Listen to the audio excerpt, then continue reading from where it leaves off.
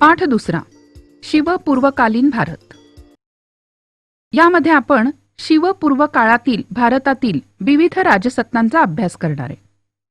पाल हे बंगालमधलं एक प्रसिद्ध राजघराणं. मध्य भारतात गुर्जर प्रतिहार सत्तेनी आंध्र कलिंगपासून गुजरातपर्यंत सत्तेचा विस्तार केला. राजपूत घराण्यांमध्ये गाहडवाल आणि परमार घराणं ही महत्वाची. राजपुतांपैकी चौहान घराण्यातील पृथ्वीराज चौहान हा पराक्रमी राजा होता. तमिळनाडूतील चोळ घराण्यातील राजांनी आरमाराच्या जोरावर मालदीव बेटं आणि श्रीलंका जिंकून घेतलं. कर्नाटकातल्या होयसळ घराण्यातील विष्णुवर्धन या राजाने संपूर्ण कर्नाटक जिंकला. महाराष्ट्रातील राष्ट्रकूट घराण्यातील गोविंद तिसरा याच्या कारकिर्दीत राष्ट्रकूट सत्ता कनोज ते रामेश्वर पर्यंत पसरली. शिलाहारांची 3 घराणी पश्चिम महाराष्ट्रात उदयाला आली. शिवपूर्व काळातील शेवटची वैभवशाली राजवट म्हणजे महाराष्ट्रातील यादवांची राजवट. याच काळामध्ये महाराष्ट्रात महानुभाव आणि वारकरी या संप्रदायांचा उदय झाला. वायव्येकडील आक्रमणं.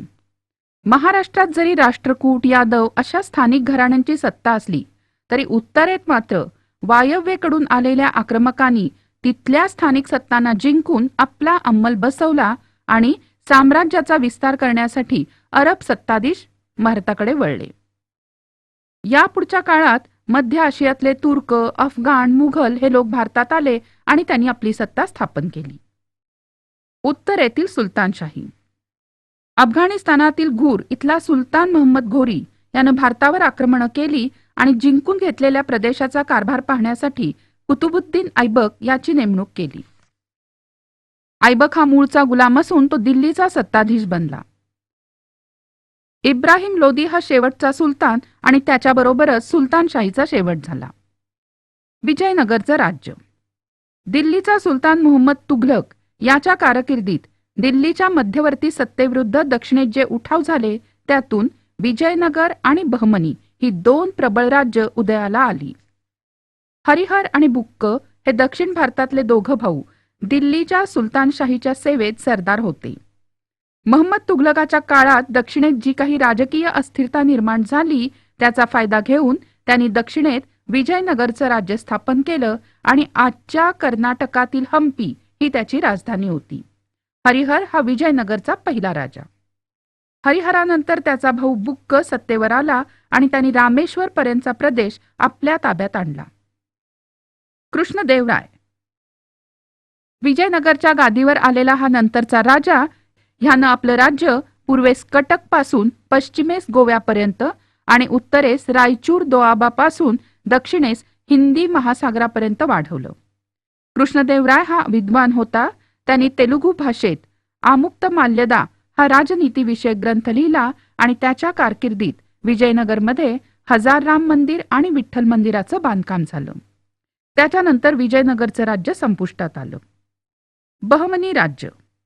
महम्मद तुघलकाचं वर्चस्व झुगारून देण्यासाठी दक्षिणेमध्ये सरदारांनी जे बंड केलं त्यांचा प्रमुख हसन गंगू यानं दिल्लीच्या सुलतानाच्या सैन्याचा पराभव केला आणि इसवी सन 1347 मध्ये नवीन राज्य अस्तित्वात आलं ते म्हणजे बहमनी राज्य.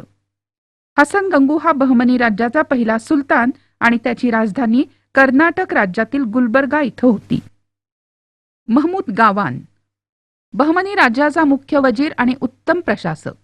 त्यानं सैनिकांना जहागिरीच्या ऐवजी रोख पगार द्यायला सुरुवात केली आणि सैन्यामध्ये शिस्त आणली. महमूद गावांनंतर मात्र सरदारांमध्ये गटबाजी वाढीला लागली आणि बहमनी राज्याचं विघटन झालं. त्यातून वराडची इमादशाही, बिदरची बरीदशाही, विजापूरची आदिलशाही, अहमदनगरची निजामशाही आणि गोवळकोंड्याची कुतुबशाही अशी बहमनी राज्याची 5 शकलं झाली. यानंतर आली मुघल सत्ता.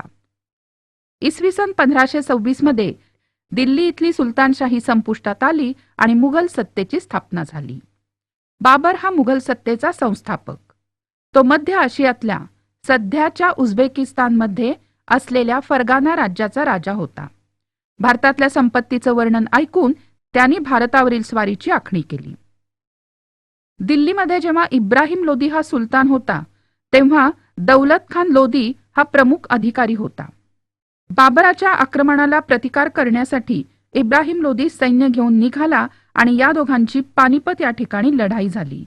यामध्ये बाबरांनी पहिल्यांदाच तोफखान्याचा प्रभावी उपयोग करून इब्राहिम लोदीच्या सैन्याचा पराभव केला. ही पानिपतची पहिली लढाई आहे.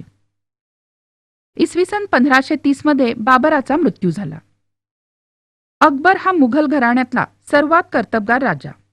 अकबरांनी भारत स्वतःच्या एकछत्री अंमलाखाली आणायचा प्रयत्न केला तेव्हा त्याला महाराणा प्रताप, चांद बीबी, राणी दुर्गावती यांनी विरोध केला.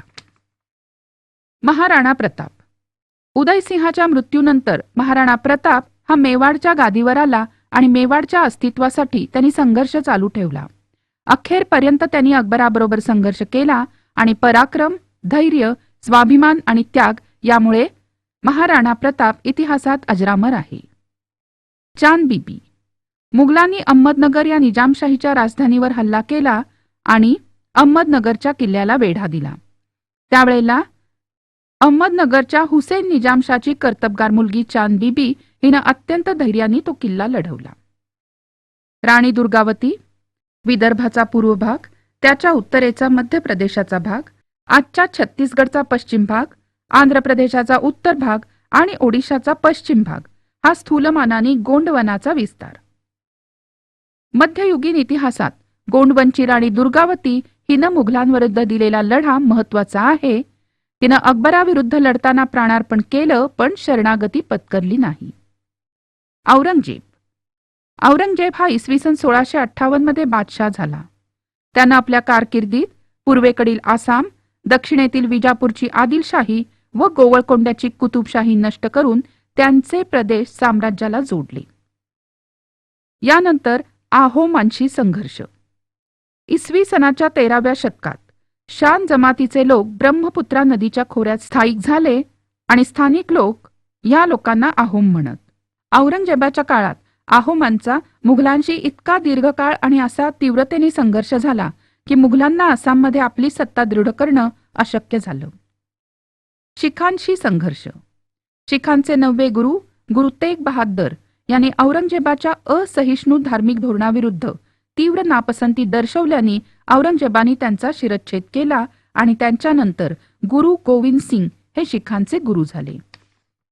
गुरु गोविंद सिंगांनी लढाऊ शीख तरुणांचे एक दल उभं केलं, त्याला म्हणायचं खालसा दल, आणि आनंदपूर हे त्यांचं प्रमुख केंद्र. राजपुतांशी संघर्ष. औरंगजेबाला शेवटपर्यंत राजपुतांचं सहकार्य मिळवता आलं नाही. राजपुत्र अकबर हा स्वतः राजपुतांना जाऊन मिळाला आणि त्यांनी औरंगजेबाविरुद्ध बंड पुकारलं. मराठ्यांशी संघर्ष. महाराष्ट्रात शिवाजी महाराजांच्या नेतृत्वाखाली स्वराज्याची स्थापना झाली. त्यांच्या मृत्यूनंतर संपूर्ण दक्षिण भारत जिंकून घेण्याच्या हेतूने औरंगजेब दख्खनमध्ये आला खरा, पण मराठ्यांनी औरंगजेबाशी तीव्र संघर्ष केला आणि आपल्या स्वातंत्र्याचं रक्षण केलं.